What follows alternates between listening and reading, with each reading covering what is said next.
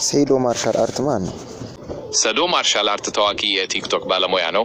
የማርሻል አርት እንቅስቃሴዎችን በኮሜዲ መልክ ያዘጋጀ ያቀርባል። በተለይ ደግሞ ቀልጣፋ አቀራረቡና ፈገግ የሚያደርጉት ቪዲዮዎቹ በብዙዎች ዘንድ ተወዳጅነትን አትርፎለታል። ስለሱ ማወቅ የምትፈልገው የተለየ ነገር አለ? እሺ ጆኒ ጂጂትሱ ማን ነው? ጆኒ ጂጂትሱ ደግሞ በዋናነት በብራዚሊያን ጂጂትሱ ላይ ያተኮረ ይዘት የሚያቀርብ የሶሻል ሚዲያ ሰው ነው። የቴክኒክ ቪዲዮዎችን፣ የልምምድ ምክሮችና የጂጂትሱ ያኗኗር ዘይቤን ያጋራል።